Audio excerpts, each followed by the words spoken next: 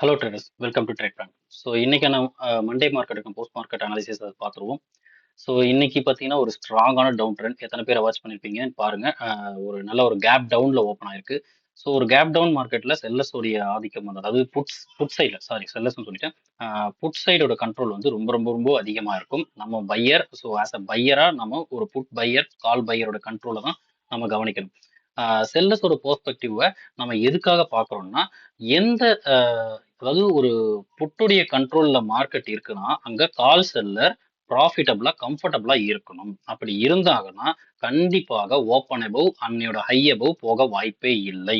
இந்த ஒரு தன்மையை தெரிஞ்சுக்கிறதுக்காகவும் அல்லது அது அந்த கால் செல்லர்ஸ் கம்ஃபர்டபுளான பொசிஷன்ல ப்ராஃபிட்ல இருக்கும்போது அவங்க எப்போ வந்து ப்ராஃபிட்டை புக் பண்றதுக்கான பாசிபிலிட்டிஸ் இருக்குது அப்படிங்கிற விஷயத்தை தெரிஞ்சுக்கிறதுக்காகவும் தான் நம்ம செல்லர்ஸ் பெர்ஸ்பெக்டிவ்ல போறோம். ஓகே.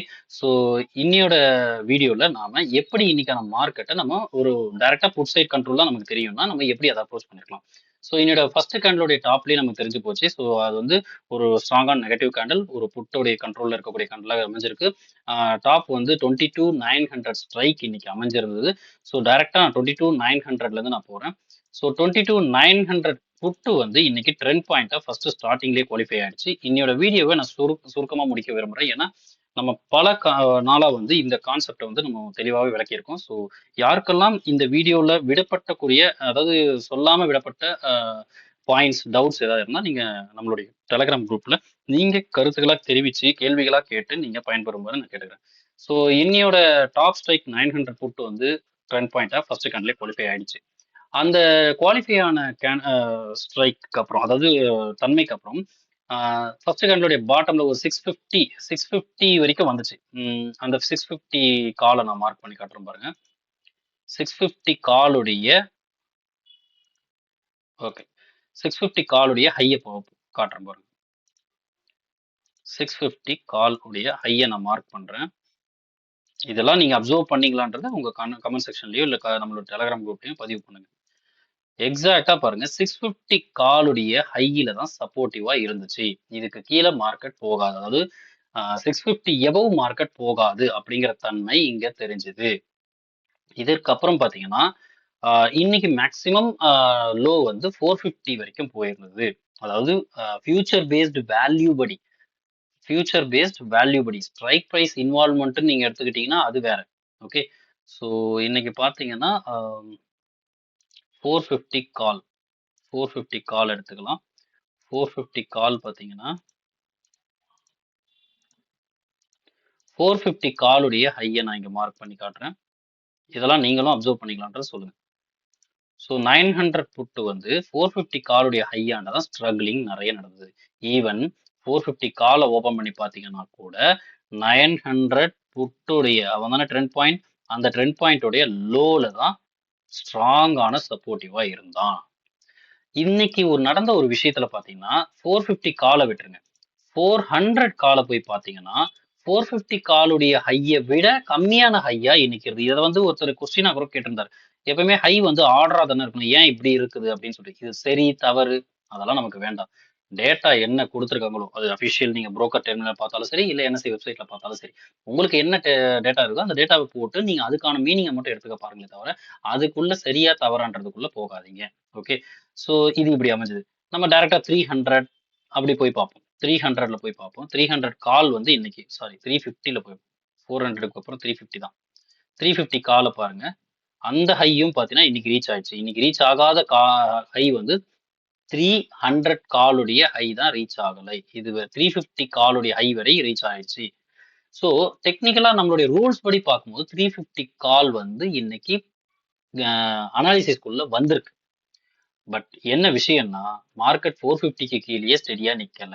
அதையும் நீங்க பார்க்கலாம். ஃபியூச்சருடைய நான் ஓபன் பண்ணி காட்டுறேன். ஃபியூச்சர் வந்து 450க்கு கீழேயே இன்னைக்கு ஸ்டெடியா போகல. 450 வரை தான் இன்னைக்கு போச்சு. ஸோ ப்ராஃபிட் புக்கிங் ஏன் அப்படின்றது ரீசன் வந்து இன்னைக்கு வந்து எல்லா காலுமே, அதாவது ஓடிஎம் கால்ல இருந்து ஐடிஎம் கால் வரை எல்லாருமே இன்னைக்கு வந்து கால் செல்லர் கம்ஃபர்டபுளான பொசிஷன்ல இருந்தாங்க. ஆனா மார்க்கெட்ல 450க்கு கீழேயே போகல. 350யும் காலும் பார்த்தீங்கன்னா ப்ராஃபிட்டபிளா இருக்காங்க. பட் 450 கீழேயே போக முடியாதப்போ மார்க்கெட் எப்படி 350 கீழே போகும் அப்போ 350 கால்ல ப்ராஃபிட்டபிளா இருக்கிற செல்லர்ஸ் வந்து தங்களுடைய ப்ராஃபிட்டை புக் பண்ணி ஆகணுன்ற கட்டாயம் இன்னைக்கு ஏற்பட்டுச்சு. ஸோ 350 டு 450 கால் வரை இருந்த எல்லா கால் செல்லர்ஸும் ப்ராஃபிட்டை புக் பண்ண வேண்டிய கட்டாயத்துக்கு தள்ளப்பட்டாங்க. அது நடந்த இடம் இதுதான். இது புட்டுடைய ட்ரெண்ட் பாயிண்ட் புட்டு. நான் உங்களுக்கு 450 கால் எடுத்து வச்சு ஓப்பன் பண்ணிக்கிறேன். பிகாஸ் டெக்னிக்கலி இன்னைக்கு வந்து 350 டு 450 அதை தான் நீங்க பார்த்துருக்கணும்.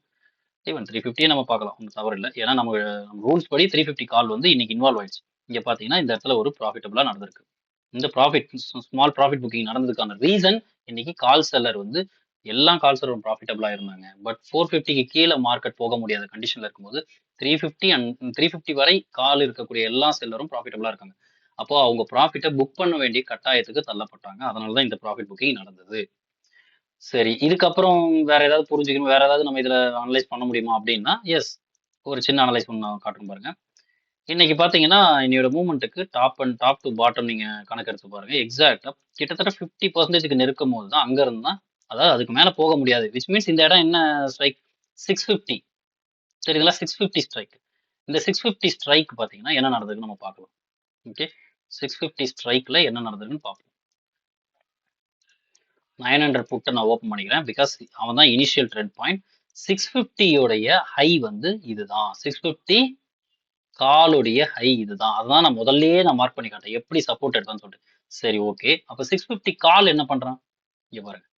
இந்த இப்படி வரும்போது இவனால ட்ரெண்ட் பாயிண்ட்டுக்குள்ளேயே போக முடியலை. 650 காலால ட்ரெண்ட் பாயிண்ட்டுக்குள்ளேயே போக முடியலை. நிச்சயமாக 650 பிலோ வர்றதுக்கான பாசிபிலிட்டிஸே இல்லை.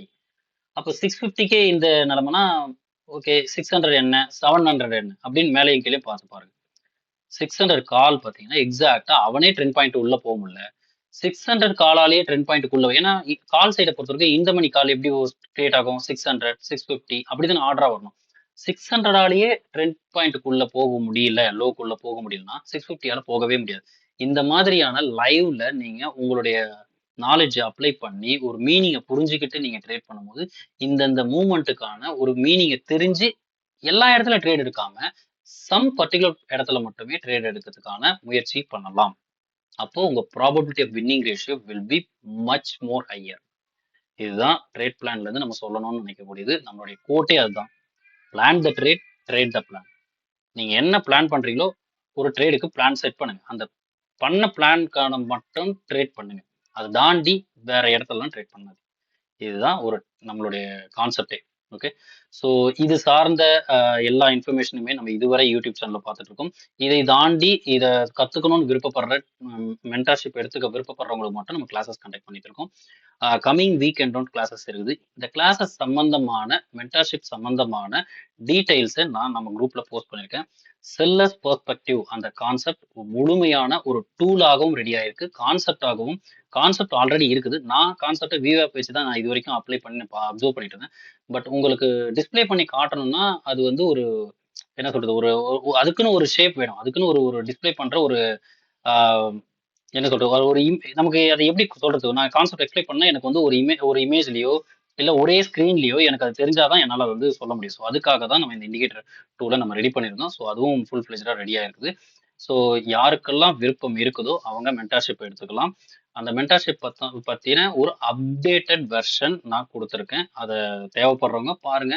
உங்களுக்கு விருப்பம் இருக்கும் பட்சத்துல நீங்க அந்த மென்டார்ஷிப்பை எடுத்துக்கோங்க. ஓகே, ஸோ இந்த மாதிரி வந்து ஒரு செயினை நம்ம காட்டும் போது தான் அது வந்து புரியறதுக்கு வாய்ப்புகள் இருக்கும். ஸோ அதுக்காக தான் இந்த டூலை ரெடி பண்ணோம். நம்ம மென்டார்ஷிப் எடுக்கிறவங்களுக்கு weekly future indicator as well as this ATM chain indicator will be provided. So அது சார்ந்த அப்டேட்டட் வெர்ஷனை கொடுத்துருக்கு. ஏப்ரல் 1st இருந்து revised price will be updated. அதுக்கு பிஃபோர் மார்ச் 31st ரிஜிஸ்டர் பண்றவங்களுக்கு ஓல்டர் ப்ரைஸ்லயே இந்த கிளாஸஸ் கண்டினியூ பண்ணப்படும், included this seller perspective. So இது சார்ந்த இன்ஃபர்மேஷன் நான் குரூப்ல கொடுத்துருக்கேன். வேணுன்றவங்க பார்த்து தேவைப்படுறவங்க கான்டாக்ட் பண்ணுங்க. ஸோ இது மாதிரி நாளைக்கான அனாலிசிஸ்ல நம்ம சந்திப்போம். அதுவரை தேங்க்யூ. ஸோ நாளைக்கான அனாலிசிஸ்ல பார்க்கலாம். நன்றி.